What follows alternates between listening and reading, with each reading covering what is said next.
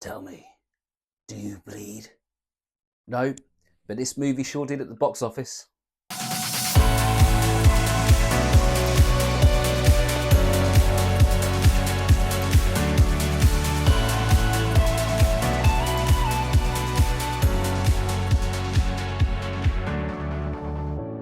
So Batman v Superman Dawn of Justice is a movie that was released in 2016, starring Henry Cavill, Ben Affleck, Amy Adams, Jesse Eisenberg, Jeremy Irons, and directed by Zack Snyder. Now, Man of Steel was obviously the first movie in this new DC Extended Universe to rival Marvel Cinematic Universe, and that movie's aim really was to introduce Superman as the sort of staple character that was going to be the foundation for this universe. This movie is where it really does expand, and it doesn't do it well. But the movie begins with a young Bruce Wayne, and the whole story at the beginning is focused around his origin story, as in the infamous murders of Thomas and Martha Wayne. And this perhaps is the best sort of presentation of that story. It's all done amongst the opening credits, so you don't lose any movie time realistically. And it is a story we have seen so many times before, so we don't really need to see it in detail again and again. But the imagery in this is just fantastic. Zack Snyder is known for being a visionary director, and he shows it off in full force in this sequence. Just the sort of imagery of the gun, the revolver, being wrapped up in the string of pearls, it being pulled back and a hammer pulling back and shattering the string and letting the pearls sort of scatter everywhere, just lifted straight from the comic book. And it is a great introduction to this movie. It introduces a very key point which will come back later on in the film, and that is Thomas Wayne's last words of Martha. And from that point, we then move to strength, or from strength to strength, in the next scene where we see the devastation of Metropolis during the events of Man of Steel at the end. We see Zod versus Superman, but from the ground, from Bruce Wayne's perspective on the ground amongst all the other citizens of Metropolis. And what really hits you is there is no narrative in that. You don't see good versus evil. You just see two aliens fighting each other and destroying everything around them and killing countless civilians at the same time. And you see it hit home where you have Bruce Wayne sort of building and his employees, and the go-to man he's on the phone to, Jack, is wiped out in one of the buildings with the laser vision. And it's harrowing, and it just introduces Bruce Wayne's character so well in the sort of vision or the imagery of him running into the dust where the building collapses when everyone else is running away. And it just shows his true character. That one point is Bruce Wayne as he really is, without the Batman suit around him, but without the public persona of trying to hide who he really is. He is the one that runs into the danger, and he is the one who, in this film, certainly shoulders the burden of trying to save the world around him. And the final part of this sequence, we see Bruce Wayne look up to the skies just as Zod and Superman fly into the train station or fly down. And you just see a look of pure anger and hatred towards Superman and Zod. But ultimately it's going to be Superman because he's the one that comes out alive at the end of Man of Steel. Now that scene sets up perfectly Batman's motivation. And if I'm honest, in this movie, it's Batman that gets the most development, the most focus. We understand Batman's motives a lot more than anybody else's in this movie. And what we see is the seed is planted at the very beginning about his hatred towards Superman. But as we go on, we see a little bit more and get more information about how he really feels. And it's the idea of, if Superman has just the capability or the ability to wipe out the human race, he is a threat. He has to be taken care of, because what happens if one day he decides to turn and everyone's at risk? No one can stop him. And Bruce Wayne just dedicates himself to being that person to know how to stop him and actually stopping him as well. And the title of the film obviously sort of shows us it's going to be Batman v Superman, so we need to know what's driving each character going forward to fight the other. Batman's is pretty obvious, and it's layered as it goes on throughout the movie. Very nicely done. Superman's, on the other hand, isn't. We see a lot more Clark Kent in this movie, and it is You see a bit of Superman saving Lois Lane at the beginning, and it all feeds into Lex Luthor's sort of grand plan of having to show Superman to be a threat, and it all does tie in together. But what we see from Superman is he is just not very happy the way that Batman is conducting himself. Now, Batman has changed a lot as he's got older. He's lost people. We see in his Batcave, he's got a tribute to a Robin character, whichever one it is, who essentially has got graffiti over his suit saying, ha ha ha, joke's on you, Batman. It's insinuated it's written by the Joker, and in the comics, the Joker does kill one of the Robins.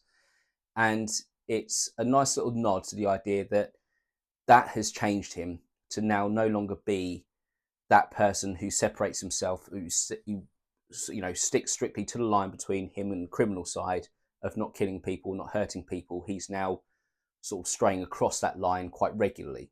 And the way he does that in this movie is by branding the criminals that he ultimately arrests and sends to prison.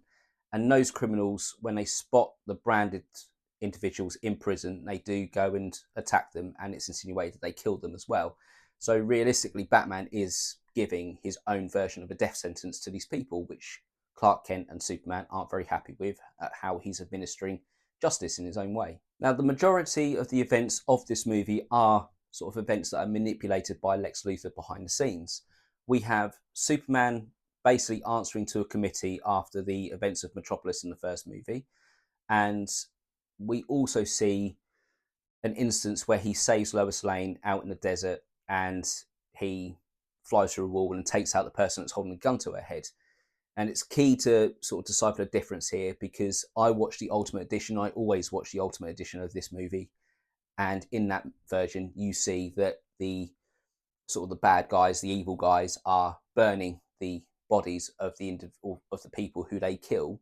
They shoot them, burn the bodies, and make it look as if Superman has done it through his heat vision rather than Superman just taking out that one threat. Batman, or Bruce Wayne, is also getting letters in the post reminding him of his failures to save Robin. And it just feeds in with that whole idea of that's how many times did he let the Joker get away with it? How many times did he let the Joker live because he didn't want to cross that line, and what it cost him in the end? And that was the costing of one life. What would happen if he let Superman carry on and live?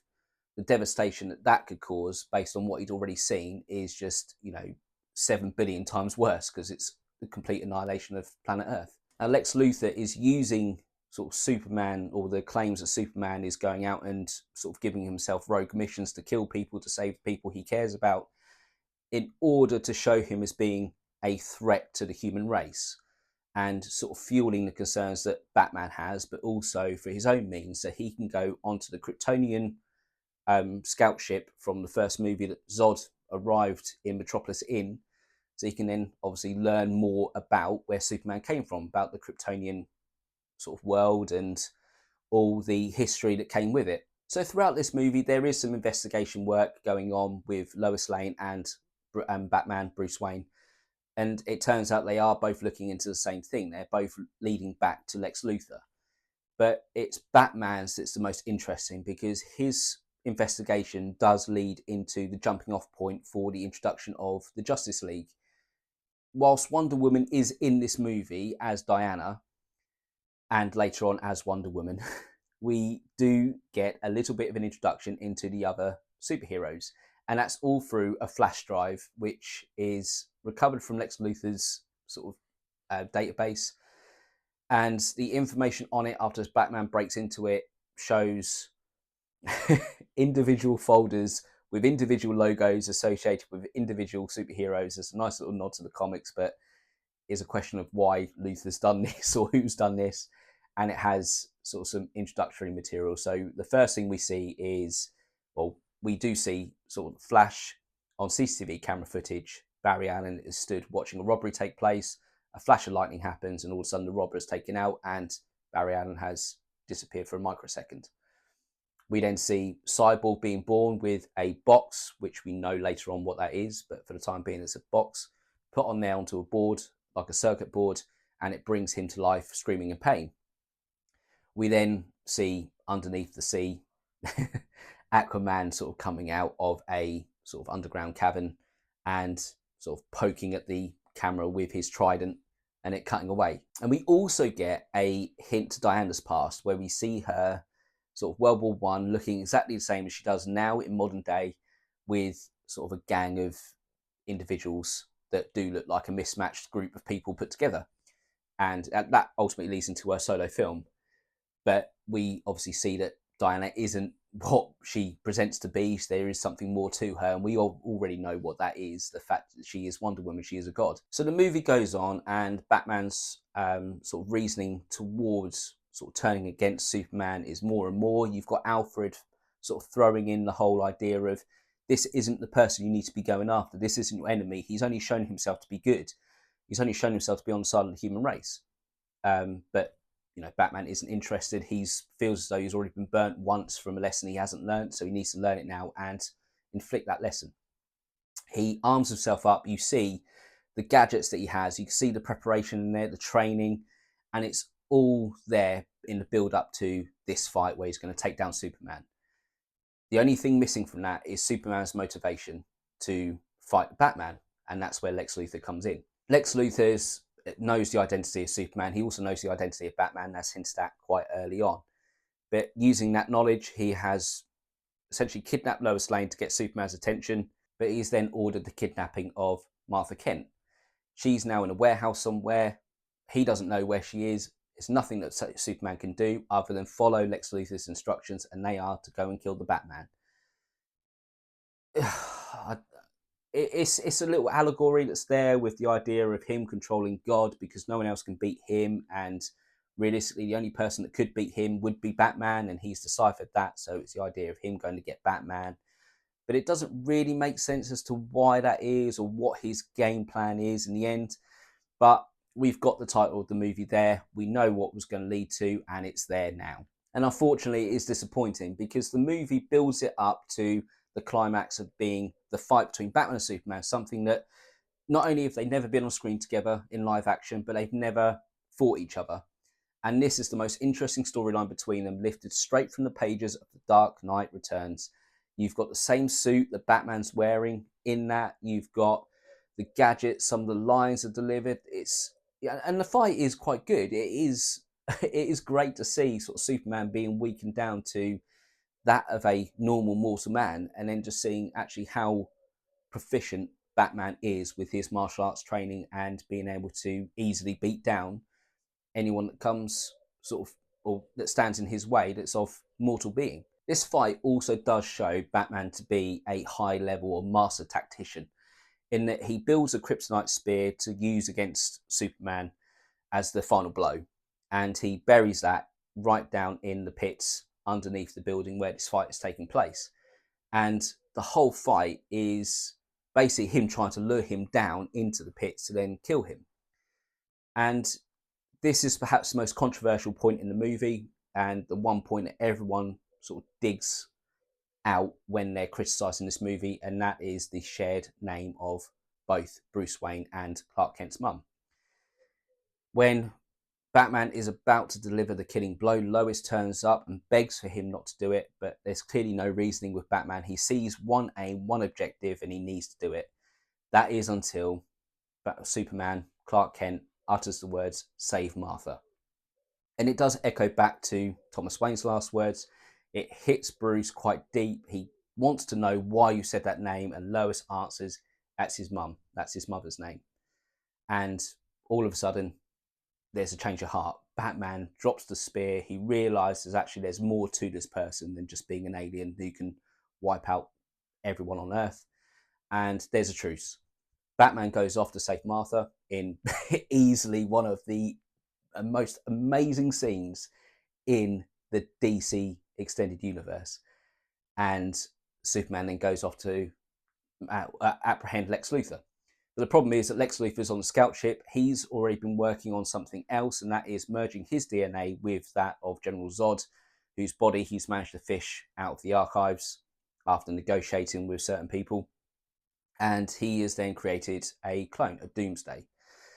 Doomsday is born. He sort of, unleashes havoc, but luckily doesn't make it to the main part of Metropolis. Batman and Superman work together to try and bring him down, and are joined by Wonder Woman, who turns up seemingly out of nowhere, even though Batman has emailed her to say, here's what you're looking for. And she's clearly responded to that, but neither one of them seem to know who invited who. And yeah, between the three of them, they do manage to subdue Doomsday, but they don't lay a glove on him, really. That is until Superman sacrifices himself, picks up the kryptonite spear, and drives it deep into Doomsday, but not before also being stabbed by one of Doomsday's claws, which is ultimately going to cause him harm because it's Krypton, or Kryptonian, I should say, and kills him as well. So the world mourns the deaths of Superman, and yeah, the movie sort of ends at that point at the funeral of Clark Kent, where we do see two funerals. We see the state funeral that Superman has, where clearly it's an empty coffin, and the actual funeral for Clark Kent, where we're teased with a lasting image at the very end of the dirt that's just been scattered on the coffin suddenly lifting up and giving indication that actually maybe things aren't as final as we think. Now, in the same case as Man of Steel, I do enjoy this film. I really do like this film. And I have had to defend it before, as to not defend the film as being a good film, but defend why I like it, which is a bit weird, but yeah, I've had to do that before. And I have first-hand experience of having to explain why, or what I interpret the Martha scene to mean. And for me, the Martha scene isn't just Superman being humanized in Batman's eyes. It's also him being faced with the idea of sort of like the fact that they're both working towards the same thing, that Superman has got something to fight for. There's a reason why he fights for planet Earth, and that is Martha and the other connections he's got with the other humans in his life.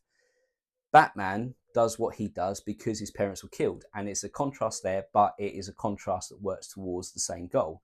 And I think all of that put together is what puts things in perspective for Batman. He suddenly sees, he's peeked behind the curtain, he sees actually Superman for who he really is.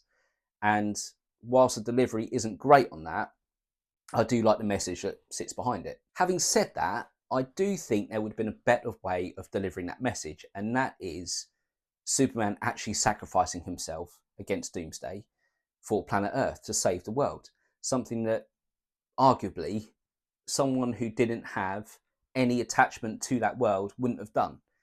But clearly Superman has a choice there, and the fact that he's fighting a Kryptonian creature as well shows that he is sacrificing himself for his new world against his old world. He's choosing his new world, he's choosing humans against the monster that's invading.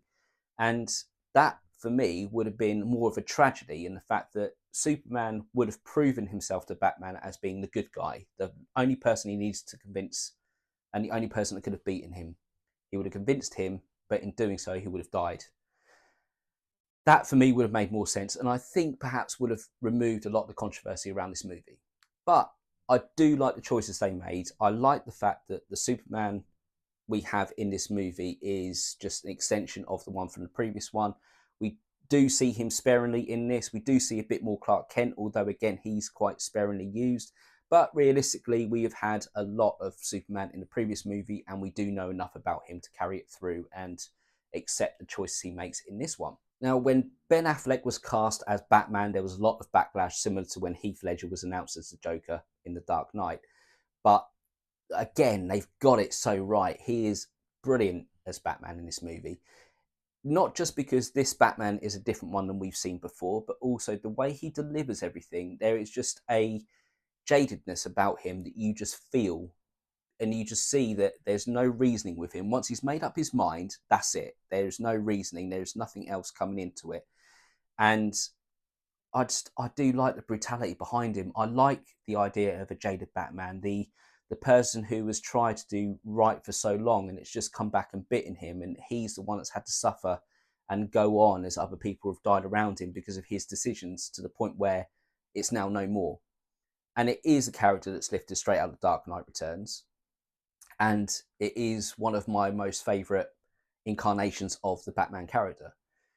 The warehouse scene where he saves Martha just delivers this fantastically. You see him not hold back. He throws his batarangs like ninja stars. He shoots people. He throws grenades back at people and lets them blow up. It's brutal, and it's just the sound design, everything, and it's just so gritty. It is fantastic to watch. Amy Adams is back. She does a solid job as Lois Lane. She does show herself to be that reporter that stops at nothing to get to the bottom of the story. And her mixed with Batman, it's quite nice to see both of them start on opposite ends and come to the same conclusion. It shows her to be of an excellent investigative mindset, and yeah, almost matching that of Batman's. The downfall of this movie, I have to say, is Jesse Eisenberg as Lex Luthor. Now, when this was announced, I was excited to see what he would deliver, but same as you see Jim Carrey as the Riddler, you get Jesse Eisenberg as Lex Luthor. Exactly what really you would expect on paper this performance to be like is what you get in this movie, and it's just that quirky millennial way of sort of talking, and he doesn't present as that business mastermind, that evil genius that really he should. He just sort of presents as that quirky person that's mind is just scattered all over the place. And I like the idea that he's like this because he slowly develops as the series goes on, and he's got room to develop as a result of being like this. But unfortunately, obviously, events happened the way they did. The films didn't go as long as they did or as they were planned to be, and we never really got to see Jesse Eisenberg's performance, if he did have one, as good as it should have been. I do like, though, his sort of anecdotes that he tells, and it's very similar to Michael Rosenbaum's sort of portrayal as Lex Luthor in the Smallville series, in that you've got that person who's quietly intelligent. He hasn't got the sort of bragging rights behind it. Whilst everyone sort of sees him as that business person, he's clearly got some brains to have the fortune that he's amassed to sort of, be able to sort of move in these circles. Those anecdotes about history, about mythology, and all those sort of other stories he tells to sort of illustrate his point does sort of hint at not only a higher level of intelligence than what you may think, but also a level of madness and almost derangement as well that comes with it, and just unsettles you slightly. And that's the bit I like. That's the side of his portrayal that I do enjoy. But the major issue with this movie is just it's too bloated. There's too much going on in it. And quite clearly, there was a lot of interference to try and run to catch up with Marvel in their journey. And the problem is that Marvel, along this side of it, were in their phase 3. They were, in the same year, they released Civil War, which is very similar. It's obviously feuding heroes against each other, teams rather than individuals.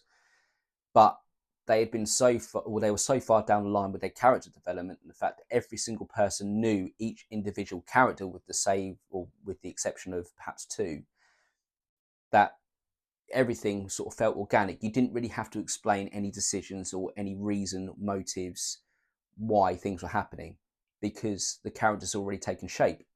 In this movie, you've got to do that quite heavily, and that takes up a lot of time. When you're also factoring in introducing Wonder Woman, that also takes up time, which the case they didn't really do in this movie, knowing that they had a solo movie coming up quite quickly. But then also to introduce the rest of the Justice League, to hint towards them, and then introduce Doomsday as well, and to do the Death of Superman plot, it's far too early. There's too much going on there. It's just too much. I mean, the best thing they could have done really was just focus in on Lex Luthor being the main villain of this movie, and obviously Batman and Superman being the main sort of issue, the main sort of plot point that was being driven forward. But overall, I do enjoy this movie. I really do like I like the effects that behind it. I like the sound design, and I just love the visual style that Zack Snyder brings to this movie. Everything just looks amazing, and there's some scenes in there that are just lifted straight from the comic book page. The major downside in this is the brief fight. The fact it's marketed as being Batman v Superman, but we don't really see much of that. We see perhaps 10 minutes of a fight in a 2.5 hour movie. It's not enough. It's not enough to be what you frame the entire movie around, and all the marketing around, the title, everything, for it just to be a 10-minute plot point that is dropped very quickly. I am going to give this movie a 3-star review. It does have its flaws, it really does, but there are some absolutely superb pieces that you can drop off, you can pick up. The warehouse scene, I think for me, is just one of the best scenes that I've seen in a superhero movie, and it just sticks with you. That's the one thing you remember almost coming out of the cinema. And yeah, I do think that it is a shame that we didn't get to see this universe develop one step further. So that was my review of Batman v Superman: Dawn of Justice. What did you guys think about it? Have you seen it? What were your thoughts? Whatever you guys have to say, please pop them in the comment section below. And of course, don't forget to like and subscribe. We are finally at the point of reaching the new Superman movie that's being released, so we'll be back talking about that one. But until then, you guys take it easy, and I'll catch you on the next one.